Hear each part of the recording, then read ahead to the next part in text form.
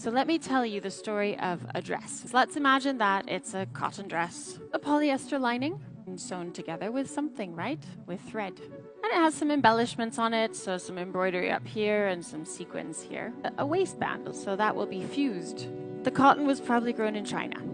And then it would have been ginned, I imagine, in China as well. Ginning is the process where you remove the seeds from the cotton fluff and the burrs as well, and anything that might have gotten caught in them. All the cotton will be wrapped up in a big bale and sent to Australia to be spun into thread.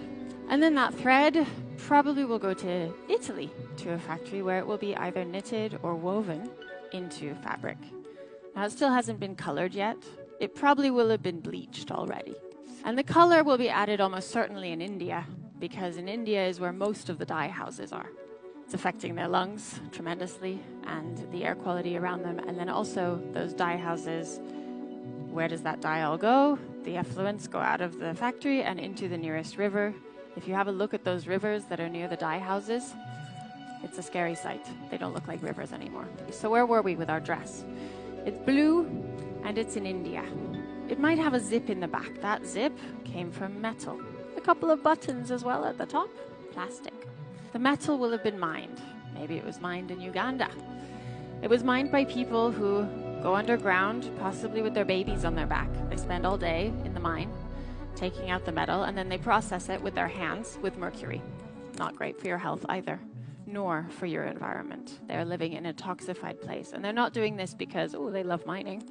They're doing this because they have no other opportunity and because the fashion supply chain holds them in this space.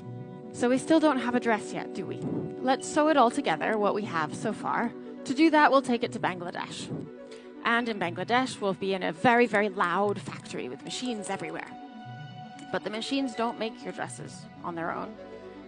They have humans running them. And these humans are in this very, very loud, chaotic, often abusive environment all day long. Now it is a dress. At every single stage that I told you about, each material will have been wrapped in plastic, and then unwrapped, and then wrapped in plastic again, and then unwrapped, and then wrapped in plastic. Every single link of that supply chain. So now the dress has been made, wrapped in plastic, possibly for the last time, possibly not, and sent to the retailer who ordered it. Well, let's say in the US. So it arrives in the US, and somebody then can buy it. Do you even want that dress anymore? I don't want it anymore. I don't want it because I know the exploitation that happened along its story. I know that those people at every single stage of the way were exploited and abused. They were not paid fairly. That dress did not cost enough. I can almost guarantee you that. Most of our clothing has fallen below a reasonable price. So when we go into a shop and we're like, oh, that's such a good deal, check yourself and think, it's a good deal for me.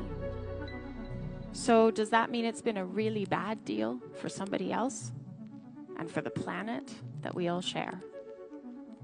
We really must consider fashion as a big climate problem.